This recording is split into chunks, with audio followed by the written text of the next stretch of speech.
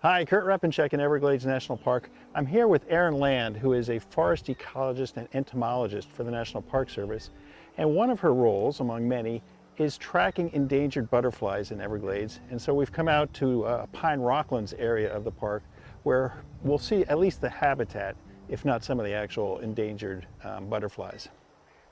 That's right. I'm excited to show you guys around. We're looking forward to it. And Aerin explained to us before we got out here that this area was a prescribed burn back a few months ago, and that's why you can actually see the rocklands, which is actually some limestone formations. Normally, I guess it'd be covered with forest duff and vegetation. It's not so precarious to walk on. Oh yeah, normally it's very dense grass actually. We call what is burnable in the Everglades live fuel, because that's our predominant carrier of fire is grass, these palmettos, very little sticks and logs and down debris like that, which is common fuel for the out western forests. It's not as common here. We have our live fuels. So when the grass is covering, you can't see these holes and you have to be very careful when moving around in here. I bet. All right, well let's go search for butterfly. This is the Pineland Croton, which is the host plant for two of our endangered species of butterfly, the Bartram's hairstreak and the Florida leafwing. And you can see this one's doing a little better. You can see this bright orange sap that's oozing when the plant's been damaged. Mm-hmm. And actually looking at this, I'm a little suspicious that I'm seeing some caterpillar feeding on this particular plant. Is there something going on there? Yeah, we see little chunk spikes taken out of the side of it, some consumption down there. Now, there are some patterns of herbivory that are really indicative of that's definitely our caterpillars that have done this. And then there's some other insects out here that'll munch or test on this plant. This particular pattern, I'm not entirely sure that was our caterpillar, but it's certainly possible. So I'm going to give it a good look over to make sure there's no larvae hiding out on here. Wouldn't it be exciting if our very first plant we look at has an endangered caterpillar in it? So you say it's a host plant or a prey plant for the butterfly? That's right.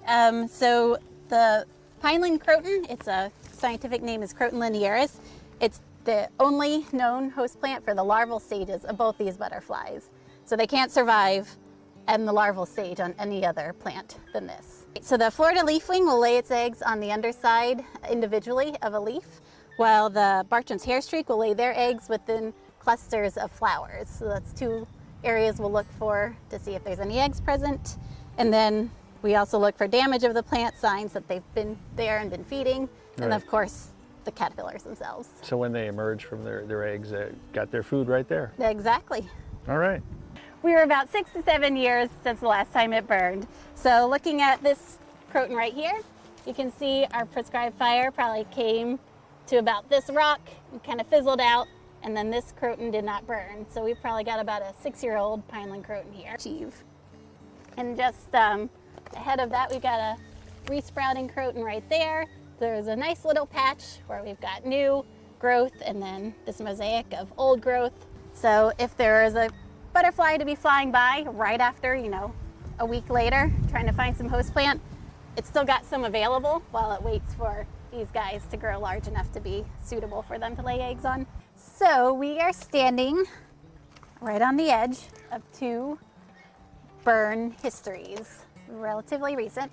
So on this side we have our prescribed fire that burned on February 1st, 2022. On this side we have a lightning ignited wildfire that occurred in July of 2021.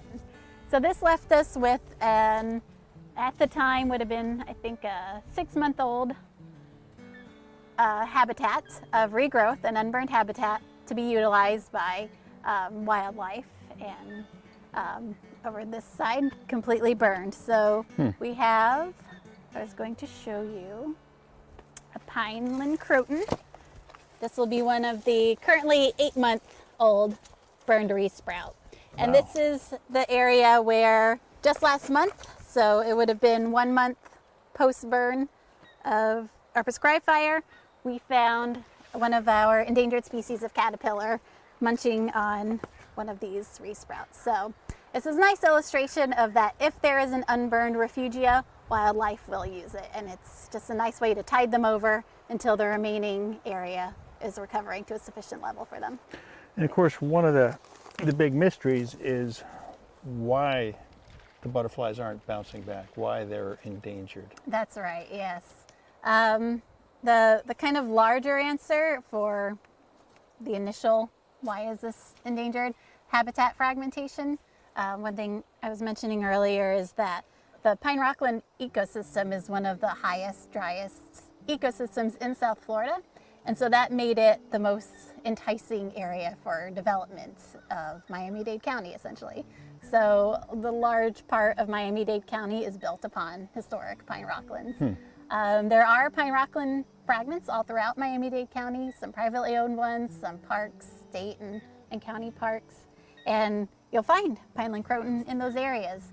And the Miami Zoo, for instance, has a nice tract of it. But the Florida leafwing is only found in Everglades National Park. It's not been able to thrive outside. We're not entirely sure why. But yes, as you mentioned, within the last few years, we've been finding them less and less. The frequency of occurrence is going down, and we're not entirely sure what's driving the further rarity. It's telling too when you have your most vulnerable wildlife, they're kind of indicator species. If they're starting to suffer or wink out, then it's telling a larger story about the health of an area as a whole. So they are obligates on the Pineland Croton host plant. The larval stage cannot survive on any other species of plant. Both species of butterfly will lay their eggs on that plant, and then the caterpillars hatch and consume it. And I'm not entirely sure what it is about that plant, but they cannot survive on any other one.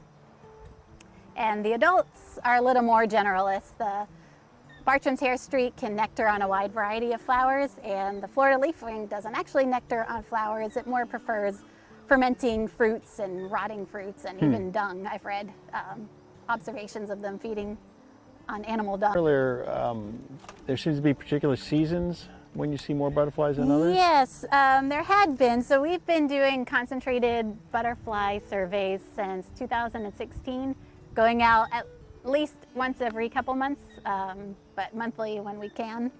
And one of the patterns we noticed is that we'd see kind of higher number of the larvae in kind of January through March time frame, and then a second peak would occur in July and August time frame. And something has occurred, I don't know what, over the years where we've lost those peaks of activity. So we just kind of see a low, steady number throughout the year rather than these nice jumps in numbers that were kind of accounting for the majority of our counts each year. And